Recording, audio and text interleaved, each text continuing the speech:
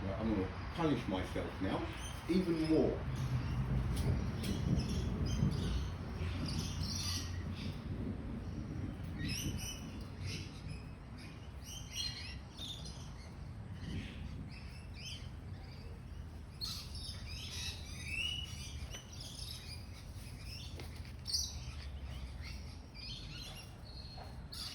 Science book, year 1980, right? World book.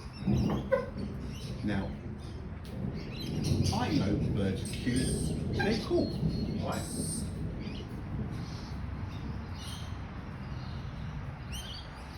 It's this relentless us, you, we know, you don't. We've got no common sense. You listen to what we say and you idolise us, right? Now this comes straight up to the sun, and I don't know why I started reading it. It's a bit on the sun, written in 1980, right? Right, here we go.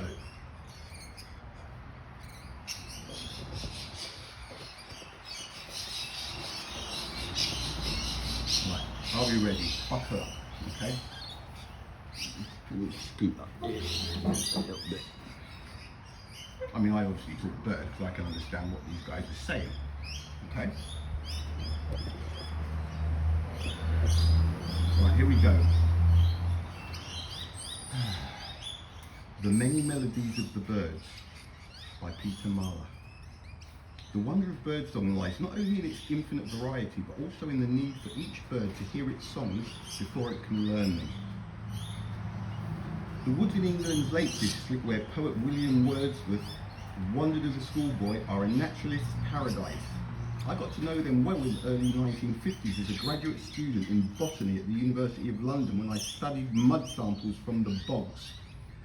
As I moved from one valley to another, I was struck by changes in the song of the chaffinch, a colourful bird the size of a sparrow found throughout Europe. The variations in the song of the chaffinch reminded me of the dialects in human speech that I had heard in different parts of London. Oi, mate! I kept a log of the birdsong I heard during my botanical travels and mapped out the territories in which I heard each song dialect. As I studied the songs, I became convinced that birds must learn them just as humans learn speech. After earning my doctorate in botany in 1952, I decided to continue my research into birdsong dialects, and so I went on to earn a second doctorate in zoology. I began to concentrate all of my research on birds and their songs, a subject that has occupied me ever since. It's all about. After human beings, birds use their voices more often than any other animal. Birds can make two kinds of sounds, calls and songs. They use a call to notify other birds of food or danger. They sing to establish a territory and attract a mate. Almost all of the 9,000 known species of birds use calls. About 5,000 sing as well. While both male and female songbirds can call, usually only the male sings. Many birds have multiple songs and calls. The chaffinch, for example, has a set of 14 basic calls. Some of these calls are remarkably different. To signal the presence of a hunting hawk, the chaffinch becomes a ventriloquist, throwing its voice so that the hawk cannot find it. By contrast, the chaffinch mobbing call attracts other birds to help frighten away an owl or a ground predator. But far more fascinating than a bird's call are its songs. Birdsong varies from simple songs to complex productions. Some birds, such as the white-crowned sparrow, have only one song and they repeat it endlessly. The chaffinch has 3 or 4 songs and produces them in a specific order. Other songbirds, such as wrens, have hundreds of songs, but the record is probably held by a brown thrasher, studied by zoologist Donald E. Kreutzmer of Rockefeller University Field Research Center in Millbrook, New York. In a single year, Kreutzmer recorded more than 2,400 distinct brown thrasher songs from one virtuoso performer. Alexa, what's 2,400 divided by 365? 6 something.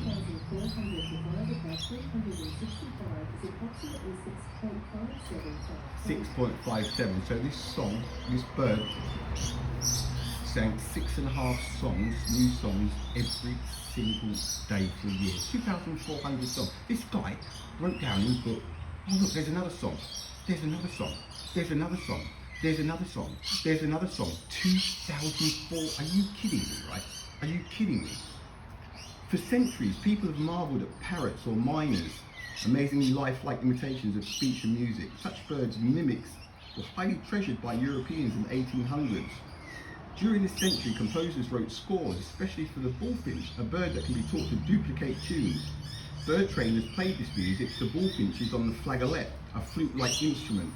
Entertaining as it is, this type of mimicry is abnormal and is learned only in captivity. In nature, these birds only imitate members of their own species. Even the simplest bird song is the product of the most complex natural behaviour patterns known in animals other than humans. Just as children learn to speak by listening to adults talk, we have found that although songbirds are guided by their instincts, they also learn to sing by listening to adult birds sing. We have also found that even though birdsong is much simpler than language, it parallels in many ways the development of speech in human infants. Young birds listen carefully to the sounds of adult birds, analyse them, and then produce their own version of what they hear. No way! What a breakthrough! The systematic study of birdsong began with German-born British radio broadcaster Ludwig Koch, who used the first tape recording equipment to pick up the songs of wild birds throughout Europe. He began to compile the first libraries of recorded birdsong in the 1930s. Keep going, go on, push through it. Scientists could record and listen to birdsong, but they had no tools to help them analyse song structure. The development in the late 1940s of the sound spectrograph, a machine that makes a visual printout of recorded sounds, at Bell Telephone Laboratories in Murray Hill, New Jersey, made the scientific study of birdsong possible.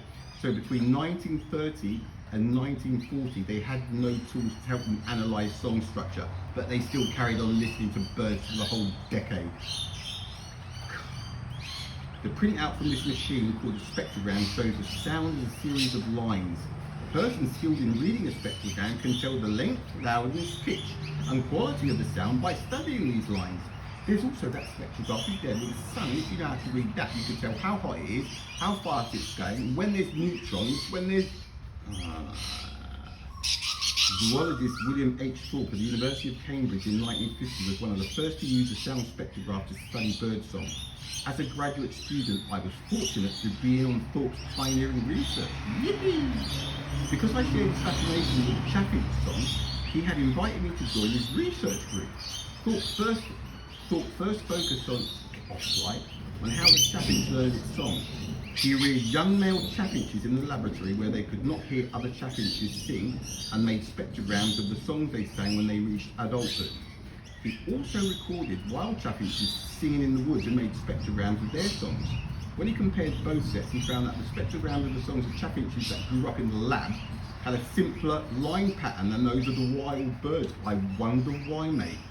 Because the laboratory birds sang a more primitive song than those in the wild, Thorpe reasoned that the young wild chaffinch must learn its song from adult chaffinches. Thorpe next set out to determine exactly when the chaffinch learns to sing. He knew that chaffinches are usually hatched in the spring and that they reach maturity and begin to sing the following spring when they are about 10 months old. He also knew that adult chaffinches do not sing during the winter. Thorpe took young male chaffinches about 3 months old from the woods in the fall and reared them in the laboratory until they were 10 months old. He recorded their songs and made spectrograms of them. He did the same with 2 other groups of chaffinches captured from the woods, one group as nestlings and the other when they were 10 months old. Then he compared the 3 sets of spectrograms with the spectrogram of a normal chaffinch song recorded in the woods earlier. He found that the spectrograms of the chaffinches captured at 10 months matched the normal ones exactly. The spectrograms of the birds captured at 3 months were slightly abnormal, and the spectrograms of the nestlings were quite abnormal. Thorpe concluded that the chaffinch learns most of its song before its first winter, but must perfect it by matching it to the adult song the next spring. In further studies, Thorpe discovered that although the laboratory birds heard normal chaffinch songs after they were 10 months old, they continued to sing their abnormal song. He concluded that the chaffinch must learn its song during a critical period that begins soon after birth and ends at 10 months. He also showed that the chaffinch is selective in what it will imitate. He played recordings of the chaffinch and several other species of birds singing and played tunes on the flageolet to chaffinches during their critical period of learning. The birds learn only those syllables, distinct notes or note patterns of the recording that would normally be part of their songs. The chaffinches showed an instinctive ability to pick out the right sounds to imitate, suggesting that instinct was as important as learning to the birds as they developed their songs. In 1958, Thorpe reported on the curious phenomenon of subsong, an early stage of singing in which the young bird softly voices song fragments and calls. The subsong of young birds is comparable to the babbling that human infants do before they learn to speak. Through subsong, birds develop the skills that they will need to produce their adult song. After completing my postgraduate work with Thorpe, I went to the University of California, Berkeley in 1957 and looked for new birds to study. The white-crowned sparrow seemed ideal. It has only one relatively simple song, but the song has many dialects. I wanted to find out how white-crowns acquired those dialects. This study required birds that had not heard adult songs. My colleagues and I raised young male white-crowns in the laboratory, taking them from the nest when they were a few days old. Gee wanker. We had to get up with the sun each day because the birds had to be fed at hourly intervals from sunrise to late evening for 3 to 4 weeks. With advice from ornithologist Wesley E. Lanyon, Alexa, what's an ornithologist? Ornithologist is usually defined as a person who studies and practices ornithology. Person who practices ornithology. Got to be fair, E. Lanyon, curator of birds at the American Museum of Natural History in New York City, my wife Judith concocted a special mixture of mashed carrots, hamburger, turkey feed and vitamins. And we added such tidbits as an occasional cricket or mealworm, like something that they really would have preferred to eat all the time. You just gave them a little bit of a tiddly and then you pumped them full of vitamins and turkey feed. Good call. We divided these birds into 2 groups. We put one group in soundproof cages where they could not hear any bird song. When this group matured at 8 months, we made spectrograms of the songs that they were beginning to sing. Comparing these spectrograms to those of a wild white-crowned song, we found that the laboratory bird songs had the same length and tone quality, but that many of the details were different. Oh, how about that?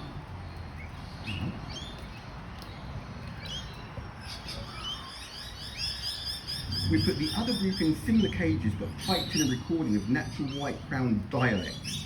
The birds heard this song 60 times a day for 3 weeks when they were between 10 and 50 days old, their critical learning period. Ba-ba-bing. For the next 6 months they heard nothing. When they began to sing at 8 months, they reproduced the tape-recorded dialect they had heard 6 months earlier. We formed 2 conclusions.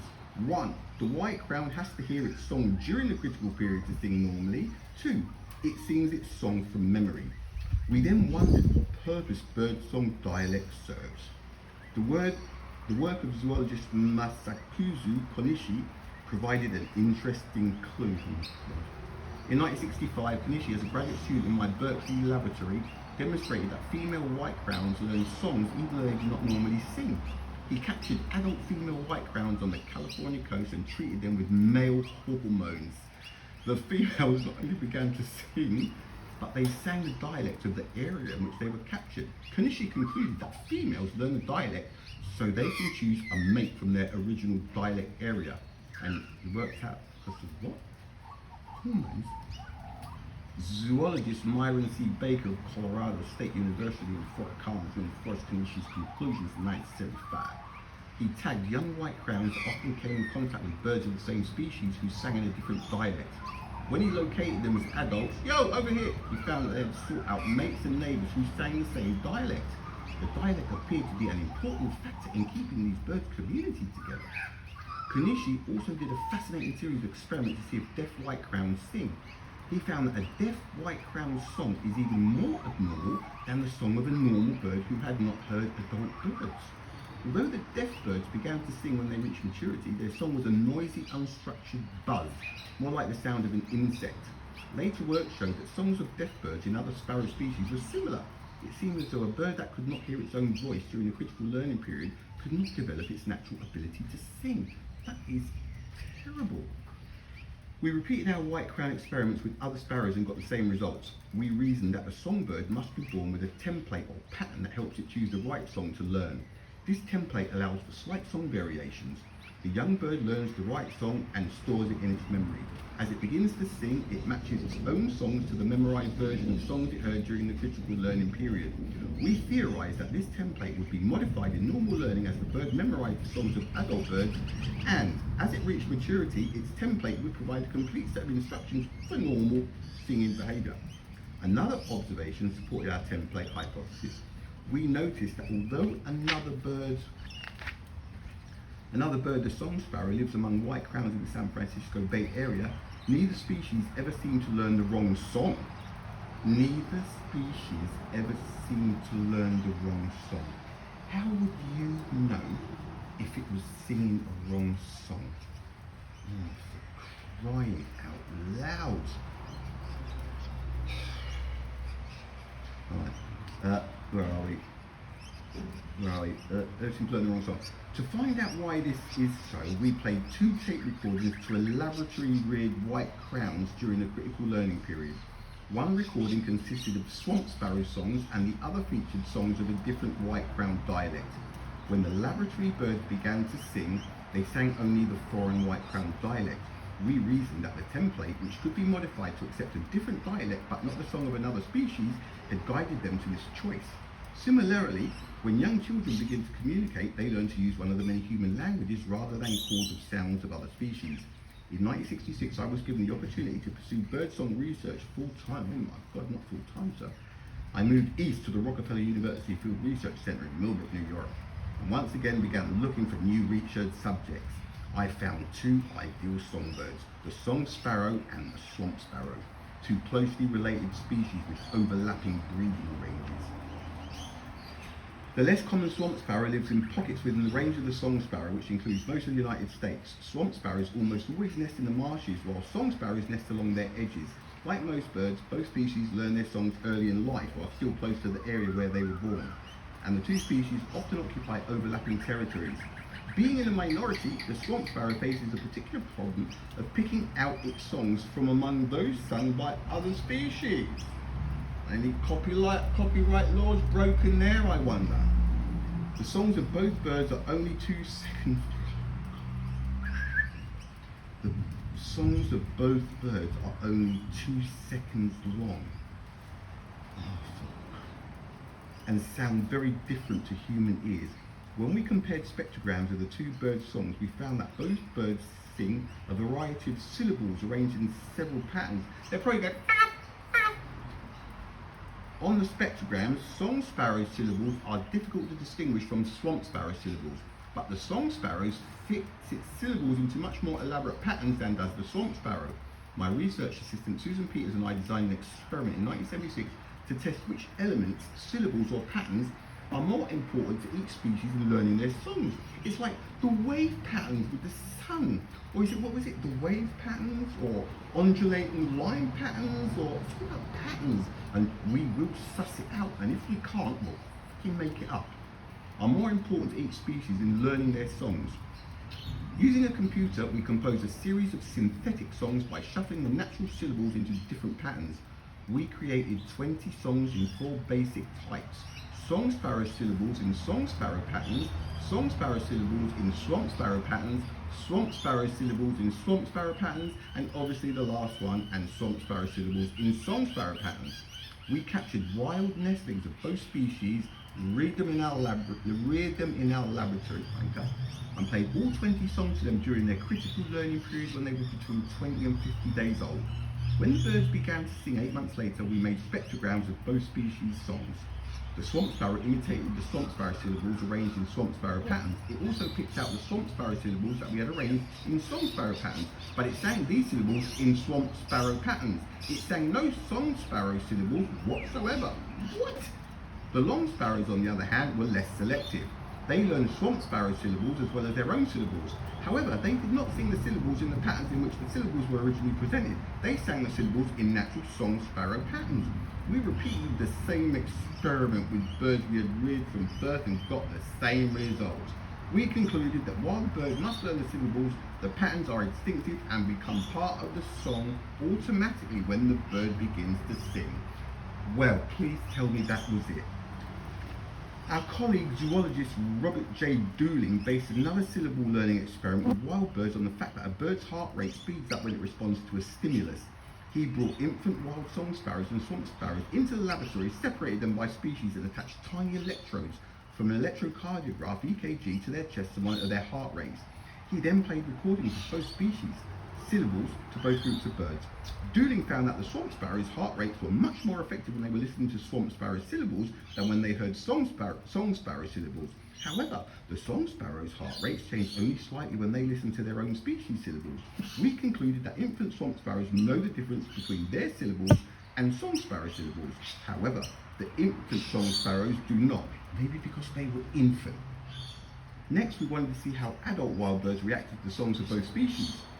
We based this experiment on the adult bird's normal response to a territorial challenge. Both the male song sparrow and the male swamp sparrow will attack when they hear the song of another male of the species in their territory. We first mapped several male swamp sparrows' territories and set up 2 loudspeakers inside each territory's boundaries. Then we played recordings of both swamp sparrow and song sparrow syllables arranged in swamp sparrow patterns. Each swamp sparrow attacked the speaker only when it heard swamp sparrow syllables, defending its territory as though the instrument were another male bird. So we concluded that the adult swamp sparrows responded primarily to the syllable type rather than to the overall pattern, just as the young birds had. We repeated this experiment in a number of song sparrow territories, this time playing song sparrow and swamp sparrow syllables arranged in song sparrow patterns. Cheeky, tricky. The adult song sparrows attacked the speakers only when they heard song sparrow syllables. Unlike the young song sparrows, the adults could tell the difference between the 2 types of syllables. How did the wild song sparrows gain this knowledge?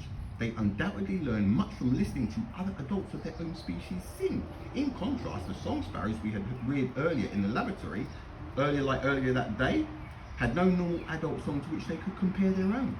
Because the wild song sparrows were older than our laboratory birds, they had also learned from listening to their own songs. They learn their songs in a step-by-step process, bringing different pieces of instinctive information into use at different stages and combining them with other kinds of learned information, like pamphlets and so forth.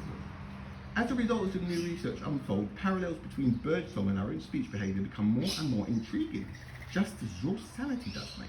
Just as birds have critical learning periods early in life during which they can learn songs, humans can learn another language more easily while they are young. Dialects occur in birdsong as well as in speech. Just as some birds have a template that guides them in choosing the songs they will learn, so human babies have an instinctive ability to pick speech sounds from the world full of sound around them and to mimic only human sounds. Que idiota eres, que idiota eres. Perhaps the most unexpected parallel was Rockefeller University zoologist Fernando Nottebohm's 1970 discovery of special brain mechanisms that control birdsong. Nottebohm found that one side of the brain controls singing in such birds as chaffinches, white-crowned sparrows and canaries, much as the human brain's left hemisphere assumes prime responsibility for speech. He compared canaries that had suffered left brain damage after learning to sing with canaries who had right brain damage, and found that the first group had lost many elements of their song while the second group's song was hardly affected.